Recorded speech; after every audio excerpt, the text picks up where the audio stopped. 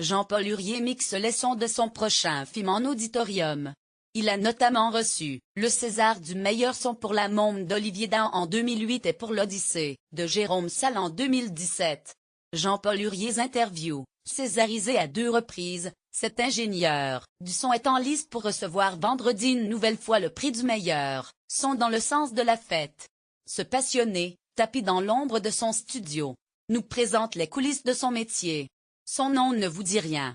Jean-Paul Hurier est pourtant l'un des mixeurs son les plus sollicités du cinéma français. Âgé de 52 ans, il a reçu en 2008 un César et un BAFTA pour La Môme d'Olivier Dahan, brillamment incarné par Marion Cotillard. Nouvelle consécration en 2009 lorsqu'il remporte le prix d'excellence de l'Académie du film européen pour Un prophète de Jacques Audiard. Ensuite, tout s'accélère pour lui. Lire aussi, César 2018, 120 battements par minute et Au revoir là-haut, en tête des nominations. Ce passionné collabore avec des grands noms du cinéma. Walter Salles, Sur la route, Jérôme Salle, L'Odyssée, Largo Winch, ou encore Abdelatif Kechiche, La vie d'Adèle. Nicolas Bedos, Monsieur et Madame Adelman, Guillaume Canet, Rock'n'Roll, François Ozon, Franz, Michel Hazanavicius, Le Redoutable, ou encore, Yvan Attal, Ma femme est une actrice, Olivier Dahan, La Môme, Grâce de Monaco, ou Brian De Palma, Passion, sont autant de réalisateurs avec qui il a travaillé.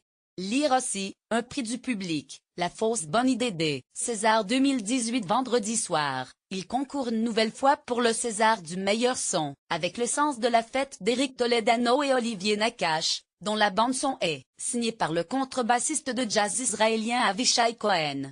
L'occasion de se pencher sur son métier méconnu. Le Figaro, vous êtes nommé pour le sens de la fête dans la catégorie meilleur son. Comment vous sentez-vous à quelques jours de la cérémonie? Jean-Paul Hurier, moi si nous ne gagnons pas le César, je serais tellement soulagé de ne pas avoir à monter sur scène et à prononcer un discours. En même temps, je serais forcément déçu. Mais aussi très heureux pour les autres car la sélection est excellente cette année. Je suis fier d'être nommé aux côtés des équipes de 120 battements par minute, de revoir là-haut, Barbara et Grave. La soirée des Césars est une soirée exceptionnelle où toutes les récompenses dites obscures, c'est-à-dire les courts-métrages, les films d'animation et les techniciens sont retransmises à la télé. Il n'y a pas que les grands prix, le côté paillettes qui est récompensé. Qu'est-ce qui différencie un mixeur d'un ingénieur du son? Jean-Paul Hurier a été nommé au César du meilleur son pour De rouillé d'eau, de Jacques Audiard en 2012. Marc-Antoine Lorcy sur un film. Il y a 3 ingénieurs du son que l'on retrouve sur les génériques. Il y a 3 métiers, le preneur de son sur le tournage, le monteur son qui fait l'habillage sonore et la création sonore, et le mixeur, que je suis. Nous sommes indissociables les uns des autres et donc, nous sommes tous les 3 nommés au César dans la catégorie du meilleur son pour le sens de la fête. Souvent le public et même les votants confondent meilleur son et meilleure musique. Il faut bien différencier la musique du son. Le compositeur crée la musique du film, accompagné d'un ingénieur du son et d'un mixeur musique. Une fois ce travail réalisé, je récupère les musiques et les sons de tournage et du montage son. Je n'arrive qu'à la fin du projet. Je ne suis pas sur le tournage mais, en auditorium, une sorte de salle de cinéma, à travailler sur les finitions, mélanger les sons entre eux pour un rendu final homogène et naturel. Généralement, il faut compter entre 3 et 4 semaines pour ce travail. Mais cela peut être plus long selon la complexité et le budget du film. Comment juge-t-on d'un bon son? Je ne suis pas sur le tournage mais en auditorium, une sorte de salle de cinéma, à travailler sur les finitions. Jean-Paul Hurier, c'est compliqué de juger de notre travail car il s'agit de voter sans connaître. De la même manière, je serais incapable de voter pour le meilleur costume ou le meilleur décor car je n'y connais pas grand-chose. Pour le son, c'est encore plus complexe. En 2017, j'ai été nommé pour 2 films, L'Odyssée de Jérôme Salle, pour lequel j'ai reçu le César du meilleur son et Franz de François Ozon. Pour le premier, la vraie difficulté a été de recréer les sons sous-marins. Et dans Franz, le son était très épuré et travaillé. Pourquoi les gens ont préféré l'Odyssée? Est-ce que les gens peuvent se souvenir d'un moment en particulier du film ou ont-ils voté pour une ambiance particulière? Je ne sais pas moi-même. Y a-t-il eu un avant et un après votre César et le BAFTA pour la Môme en 2008? Non, cela a changé, peu de choses. Il est évident que nous acquérons une certaine renommée dans la profession, peu importe les prix que nous avons reçus en réalité, nous sommes reconnus par nos pairs.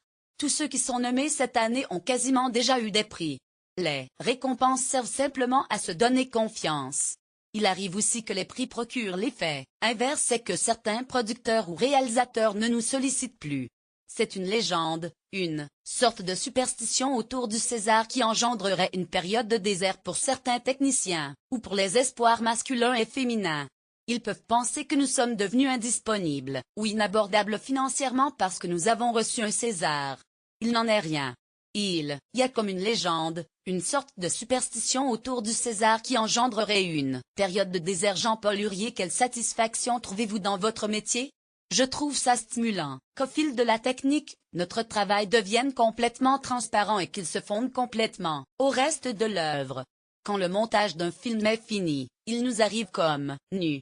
Nous possédons juste les voix des comédiens et quelques sons. Et puis, nous l'habillons. Je tente de donner un peu d'émotion, de sensation, de puissance ou de retenue à tout cet ensemble.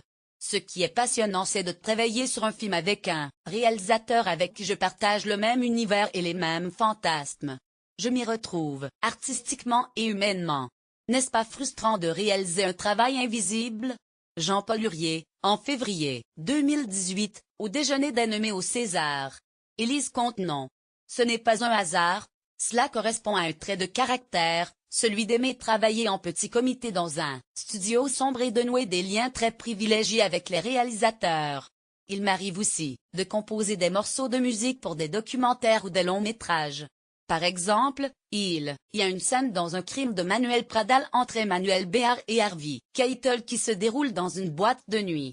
C'était Ennio Morricone qui composait la musique du film, mais on m'a demandé d'ajouter une musique électro-moderne. C'est de nouveau arrivé dans La vie d'Adèle, Les rivières pourpres 2 ou encore dans Anthony Zimmer. De temps en temps, je fais un morceau en dehors de la composition générale du film, mais c'est un autre métier. Citez-nous 3 musiques de films qui vous ont marqué. La scène de jazz dans Les Aristochats de Wolfgang Reitherman, j'ai 5 ans.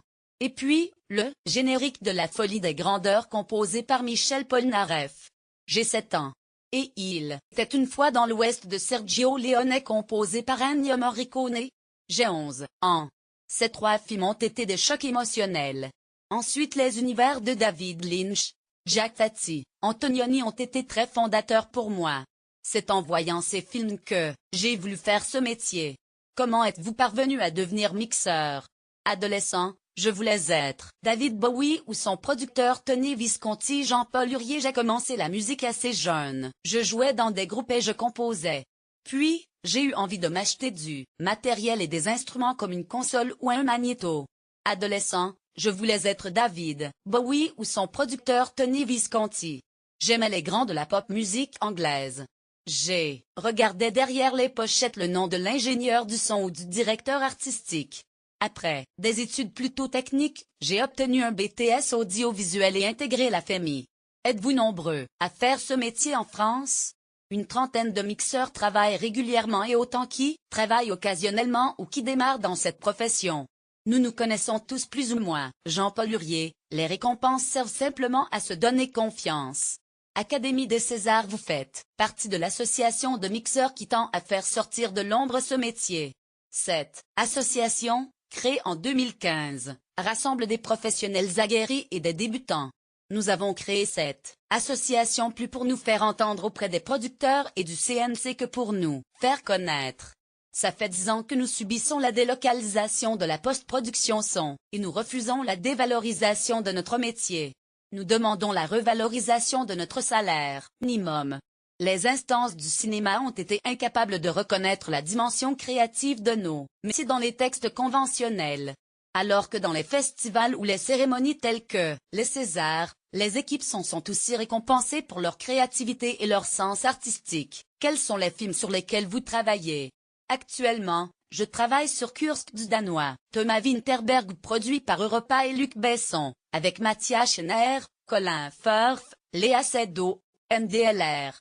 C'est Alexandre Desplat, qui vient de remporter un BAFTA pour La forme de l'eau, qui en composera la musique. Mes projets sont, entre autres, les prochains films de Jean-Paul Rouve, de François Ozon et le deuxième volet des Petits Mouchoirs, Nous finirons ensemble, de Guillaume Canet.